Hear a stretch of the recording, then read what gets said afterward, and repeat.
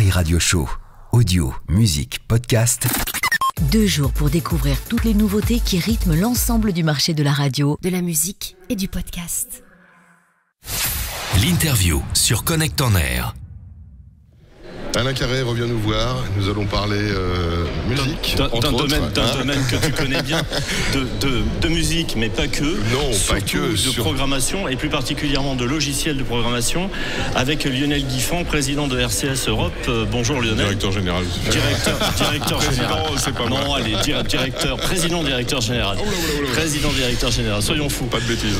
Donc Lionel, on peut resituer un petit peu RCS, et puis rapidement Selector, parce que c'est un outil que tout le monde a utilisé.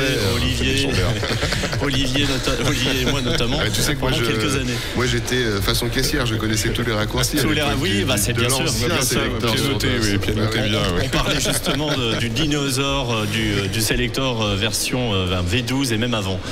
Lionel, on recevait hier sur ce plateau la directrice de Nova qui nous disait, mais on est les dinosaures, on est les seuls à avoir la première version de Selector. Alors, tu les envoies régulièrement chez Nova. Tu as de nouveaux clients pour leur montrer ce qu'était l'outil il y a une trentaine d'années. Et la dernière station du monde. De tous les clients RCS, c'est du monde, je pense. Non, pas dernière en audience, bien sûr. Parce qu'ils utilisent, en fait, Nova utilise effectivement ce qu'on appelle le Selector DOS vulgairement, mais en fait, eux, c'est vrai, c'est le vrai DOS, avec des vrais serveurs d'il y a 30 ans, des vrais disques durs d'il y a 30 ans, et ils ont un vrai réseau Novell, et c'est vraiment du DOS, et même le player d'antenne. Et donc, effectivement, c'est les versions 1, on va dire, celles qui ont fait l'histoire. Et ce que je racontais à l'instant, c'est que quand on a embauché le nouveau chef de projet pour développer Zeta, quelqu'un qui venait de l'audio mais qui ne savait pas spécialement le système, on l'a fait venir des US et je l'ai emmené à Nova, j'ai dit voilà, c'est ça, voilà, ça c'est l'histoire. Ça c'était avant. Et juste en détail, ce qu'il faut savoir, c'est qu'on faisait plus avec un logiciel DOS en audio qu'on a fait avec Windows après.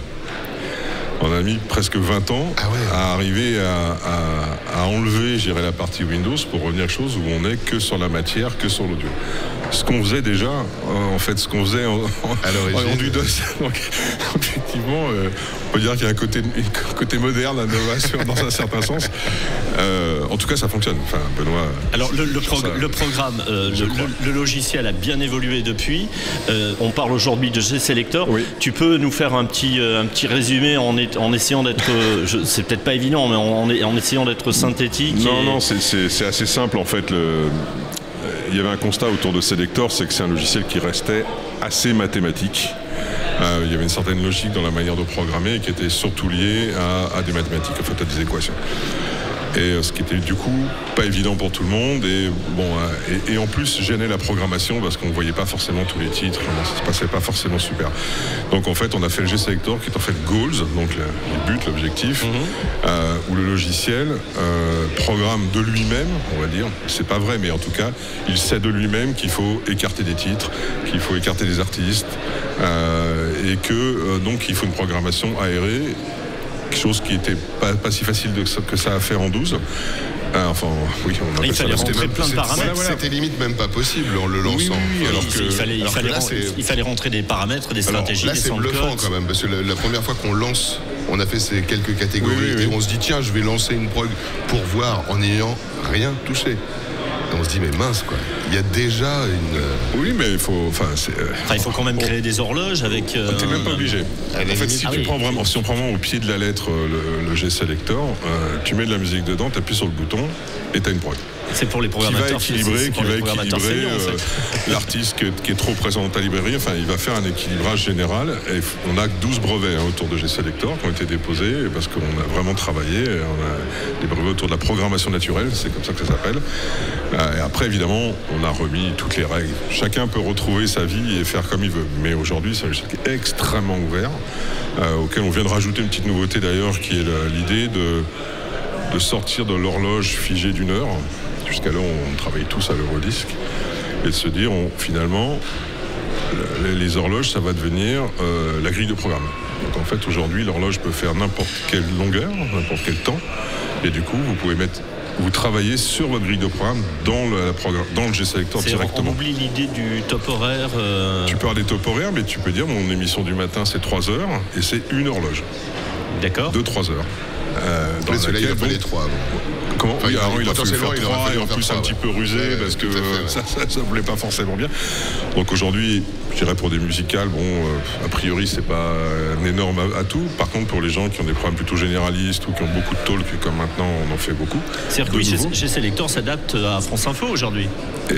Oui, techniquement, d'ailleurs, c'est peut-être à l'antenne d'ailleurs.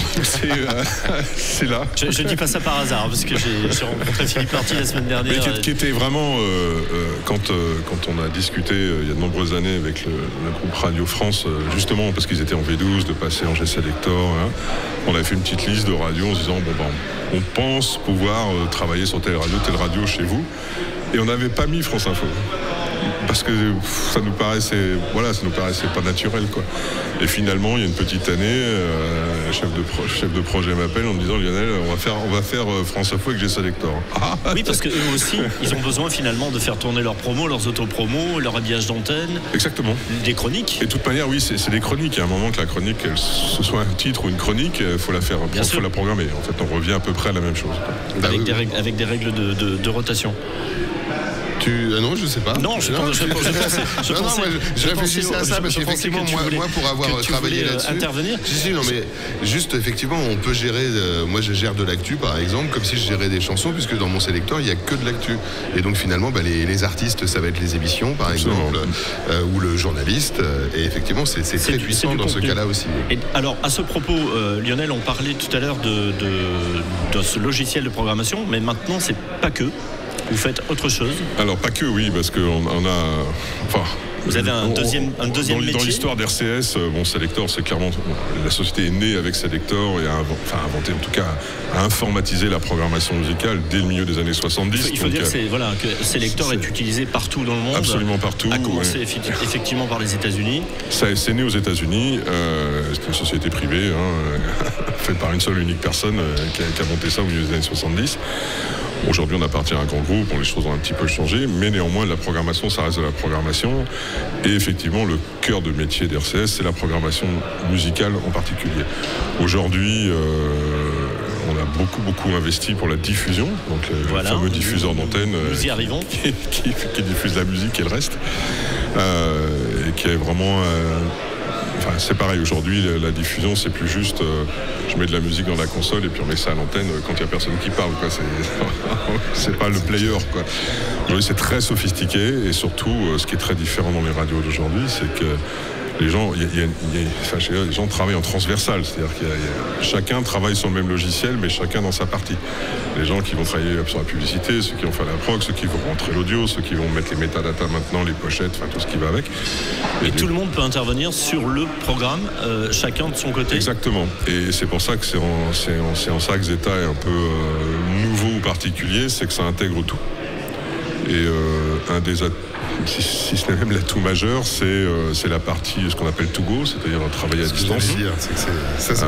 Où en fait, à partir de n'importe quel équipement informatique, vous vous retrouvez à l'antenne.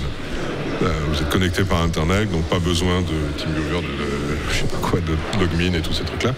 En fait, ça fait partie du logiciel et vous êtes absolument à l'antenne. Vous avez la main sur votre radio et vous pouvez même faire du live.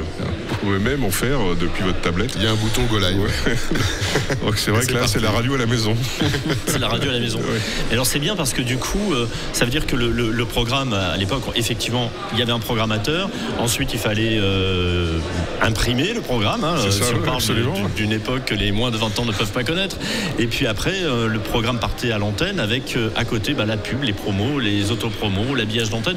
Aujourd'hui, tout ça va être géré de façon automatique et tout sera prêt à diffuser à l'antenne une fois que les intervenants de chaque activité auront fait le job. Absolument. L'idée aujourd'hui dans les médias, c'est d'avoir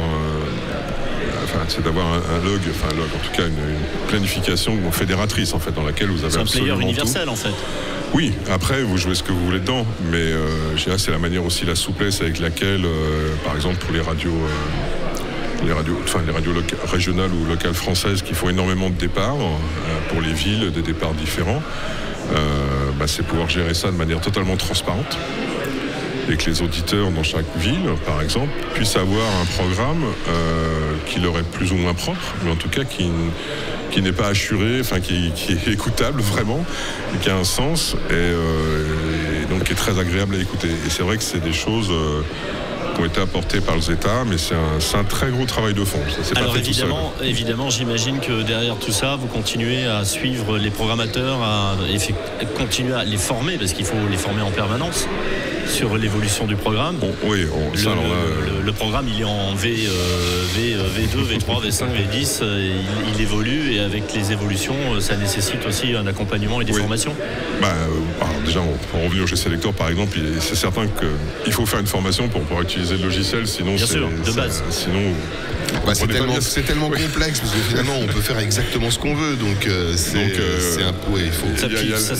Savoir l'utiliser, c'est une chose. Après, savoir le maîtriser et optimiser l'outil, c'est encore autre chose. Ce sont des étapes. Oui, puis surtout se dire, j'ai l'idée, en fait, oui, c'est faisable, mais si on te le dit pas et qu'on te guide pas au départ, c'est ça qui est génial, c'est que tu te rends compte. Sans trop en rajouter, parce que il y a tellement de réglages possibles, tellement de règles possibles, que l'idée, c'est aussi d'utiliser le moins de choses possible pour arriver au meilleur résultat, tout au moins au résultat que vous attendez, le plus facilement possible. Et c'est vrai que ça vient souvent au cours de conversations avec nous, au moment de la formation, où on va, nous, par le côté technique, parce qu'on connaît la fonction d'un point de vue technique, dire, ah bah oui, celle-là va plus correspondre à ça, et ainsi de suite. Après, c'est vrai que l'autre particularité d'RCS, c'est que nous, les logiciels sont sous licence, c'est-à-dire qu'ils sont en location, enfin, en tout cas, c'est du service. Et ça comprend absolument tout, c'est-à-dire le logiciel, le support, les mises à jour, on n'a jamais d'option. Donc à partir du moment où les gens payent leur licence, ils ont accès à tout. Et y compris donc ce que tu disais, c'est-à-dire on fait une release, enfin on fait une montée de version à peu près tous les trimestres. Donc on travaille énormément et on écoute vraiment les utilisateurs en fait. C'est pas des gens dans un bureau qui disent ah bah tiens je vais faire un nouveau bouton vert qui va faire ça. Non, c'est vraiment une remontée du terrain, c'est une remontée de l'utilisateur, mais qui est toujours mis à disposition de tout le monde. Ça doit prendre du temps parce que vous avez énormément de clients à suivre. Oui, mais on a aussi beaucoup de bureaux, comme ici en Europe. Aujourd'hui, je suis précis, mais on est autour de 30 bureaux dans le monde, donc on est quand même bien représenté. Et ça fait plus de 200 personnes sur le terrain en permanence. Chez des clients. Moi je pensais que tu prenais ta petite trottinette et tu partais tous les jours chez des clients à Paris faire le tour des radios. Ça c'était dans le temps. Je l'ai fait. Ouais. C'est un petit peu comme quand le patron de Médiamétrie arrive avec sa petite manette tous les 15 jours pour nous remettre les quinzaines, les intermédiaires des sondages. Bon, tout ça a bien changé et ça avait un côté artisanal qui était sympathique au demeurant. Oui, c'est vrai que les choses ont tellement changé. Enfin, moi, ça fait bientôt 20 ans que je m'occupe d'RCS Europe. Quand je suis arrivé chez RCS il y a 20 ans, il y avait beaucoup de gens, il y avait des voitures de service, il y avait plein de matériel, on construisait nos ordinateurs. Enfin bon, c'était très très lourd à gérer. Et puis on n'avait pas la main, on ne prenait pas la main sur les machines, donc de toute manière il fallait se déplacer. On avait même, dans l'équipe, il y avait même des spécialistes de Windows NT, parce qu'on parle d'un autre temps, qui connaissaient l'installation de Windows NT par cœur. Ils étaient capables de la faire au téléphone. Bien sûr, tu prends tel champ, tu coches tel truc, bien sûr. Qui étaient des gens en fait qu'on avait entre guillemets débauchés de chez Microsoft. Donc vraiment, aujourd'hui c'est fini. Aujourd'hui vous allumez votre TeamViewer, vous prenez la main sur la machine, vous faites la configuration, vous bossez avec le client ou la formation directement. Effectivement, ça a incroyablement changé. Alors, vous avez gagné du temps et en efficacité. Mais oui, surtout ça. Puis c'est instantané finalement. Une fois que le problème est découvert, finalement il est réglé très très rapidement. Oui, c'est pour ça qu'on a un support ouvert à H24 en français entre autres pour les Français. Les latins on choisit la langue quand on appelle. Vous n'utilisez pas encore l'intelligence artificielle pour répondre aux clients? Non. On n'est pas là avec des réponses toutes faites, des questions. Non, il y a une vraie étude du cas de chacun quand on appelle. Chacun étant un cas. Je voulais pas dire ça. Ah mais tu l'as dit quand même. Merci Lionel. De rien. Merci beaucoup. RCS. Merci beaucoup. Merci. Et bonne fin de salon. Merci. Bonne fin de salon. Au plaisir. Paris Radio Show. Audio, musique, podcast.